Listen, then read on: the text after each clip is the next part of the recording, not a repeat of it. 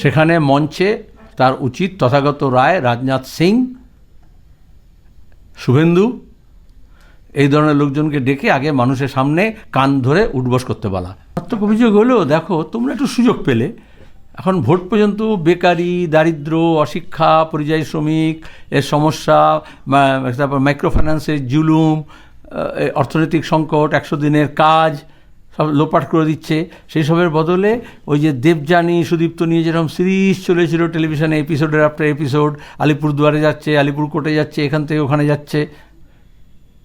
তারপরে যেরকম শুনানি যখন হচ্ছিল, আমরা সবাই, শুধু মিডিয়ায় কেন বলবো, সবাই অনলাইন দেখছিল সুপ্রিম কোর্টে অভয়াকাণ্ডে, যতদিন ডাক্তারদের স্ট্রাইক চলছিল ততদিন ব্যাপক চলছিল, কি হচ্ছে শুনানি, কী হবে কী হবে। সেরকম মোটামুটি ভোটের প্রচারের সময় মাইক বন্ধ থাকবে এবং এই শুনানিগুলো চলবে।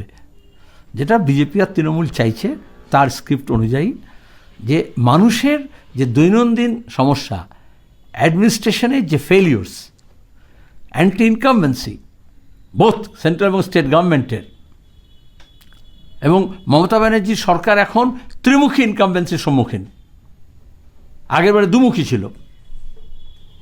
তার দলের লুটপাট, খুনোখুনি, মারামারি, অন্তর্দ্বন্দ্ব, তার প্রশাসনের ফেলিওর, প্রতিদিন এই যা হচ্ছে মহিলাদের উপরে যা হচ্ছে অত্যাচার, পুলিশের যে ফেলিওর, আইন শৃঙ্খলার যে অবনতি, শিক্ষা, স্বাস্থ্য, অন্যান্য বিষয় যে বিষয়।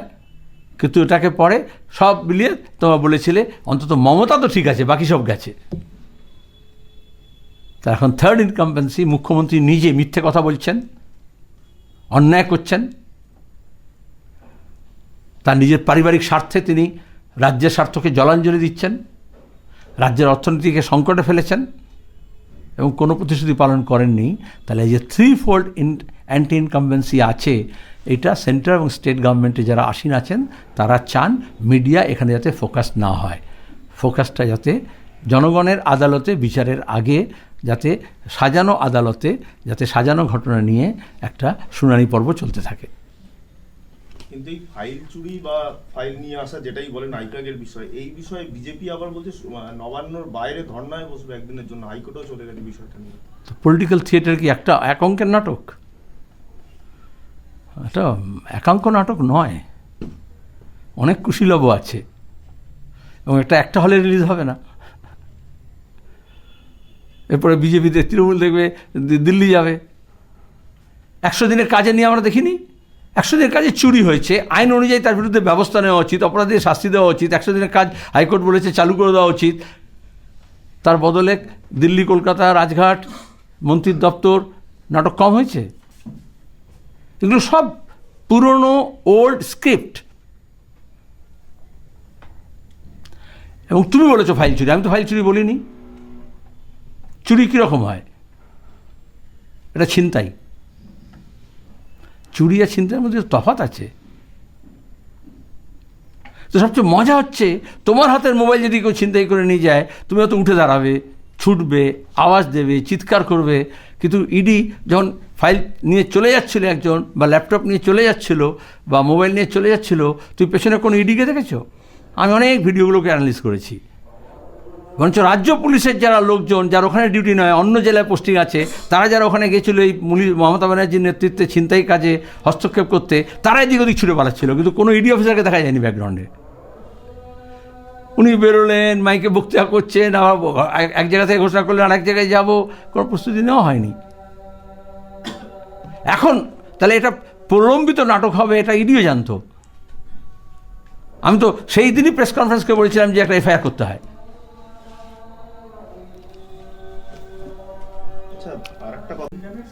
আচ্ছা, কোন বেড়াল কোন মাছ খেলো, কার মাছ নিয়ে গেল, তুই আমার কাছে জিজ্ঞেস করছো কেন? ওই দলের অফিস একটু দূরে আছে, খোলাও থাকে। আপনি মামলা নিয়ে বললেন, সুপ্রিম কোর্টে মামলা, আমি জানি না এখনও মমতা ব্যানার্জি টিএমসি নেতৃত্বে সরকার, ওটা বিজেপির নেতৃত্বে সরকার পরিবর্তিত হয়ে গেছে কি না। এখনও সরকার যেটা আছে টিএমসি নেতৃত্বে এবং ওনার নেতৃত্বে সরকারটা চলছে। কিন্তু আমি তার আগেই বলেছি যে ভোটার লিস্টের ইনপুটটাকে ওরা এমনভাবে ইনফ্লুয়েন্স করছে যাতে ভোটের আউটকামটা ওরা প্রভাবিত করতে পারে। সোজা বাংলা এটা বলা যায়। ইংরেজি বললাম যেটা, যে ভোটের তালিকা সংশোধনের নাম করে ওরা ভোটের ফলাফল নির্ধারিত করার চেষ্টা করছে। এটা নিয়ে কি আইন আদালতের কোনো ব্যবস্থা নেওয়া হবে? আইন আদালতে সবসময় যাওয়া হবে হয়তো, কিন্তু এগুলো অনেকগুলো পর্যায়ে আছে। আগে তো যারা করছে সেখানে গিয়ে নামতে হবে। বামপন্থীরা কি করে, আমি আজকে বললাম আজকেই মুর্শিদাবাদে, আগামীকাল, তারপরে নদিয়ায় আগামী 3 দিন 4 দিন ধরে, তারপরে মালদায় প্রত্যেকটা AR অফিসের সামনে বিক্ষোভ হবে, তারপর সিও কাছে যাওয়া হবে, তার দরকার ECI কাছে যাওয়া হবে, তারপর আদালতে করা না হতে পারে। কিন্তু এটা বোঝে এমন সময় বেছে নিয়েছে, আমাদের তো আগের অভিজ্ঞতা আছে। এখন কোর্টের কাছে গেলেই কোর্ট বলবে এখন ভোট চলে এসছে, আমরা কিছু করতে পারবো না।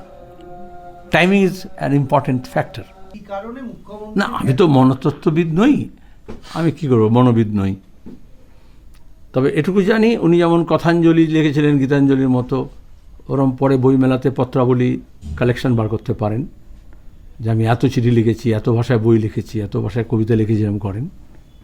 সেটা আমাদের আগে যেমন স্কুলে লেটার রাইটিং প্র্যাকটিস করানো হতো বা কিছু সিলেবাসে থাকতো, সেটা উনি বই ছাপিয়ে আবার আরেকটা রোজগারের জায়গা করতে পারেন, যে দেখো পত্র কীরকম লিখতে হয়, চিঠি লেখার আর্ট কী, সেটা হচ্ছে তোমার গিয়ে তিনি সিলেবাসে ইনক্লুড করতে পারেন মধ্যশিক্ষা পর্ষদকে দিয়ে।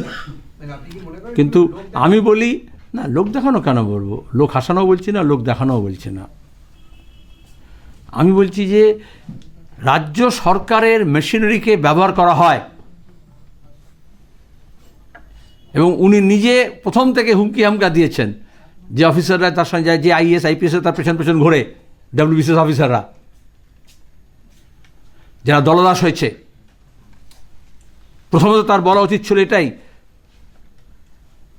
যে সংবিধান এবং আইন মেনে কাজ করতে হয়। কমিটমেন্টটা মানুষের প্রতি, কমিটমেন্টটা শাসক দলের প্রতি নয়। তাহলে মরালটা ভেঙেছেন, এই গোটা ব্যুরোক্রেসির মরালটা তিনি ভেঙেছেন। শুধু তো জ্ঞানেশ কুমার সেটা করছে না এখানে। তাহলে এই যে অফিসিয়াল ডোম, তাদেরকে তিনি ডোম বানিয়েছেন। সরি, আমি ডোমেদের অপমান করছি না, আর তাদেরকে দিয়ে এই নোংরা কাজ করানো হচ্ছে। আর এখন উনি চিঠি লিখছেন।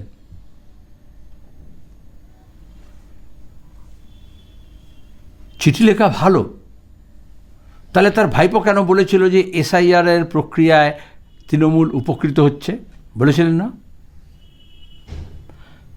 তাহলে এটা কি, যদি ভাইপো বলে যে SIR এ তাদের লাভ হলো খসড়া তালিকা বেরোলে পরে, আর এখন যদি উনি চিঠি লেখেন, তাহলে কি শাক দিয়ে মাছ ঢাকছেন?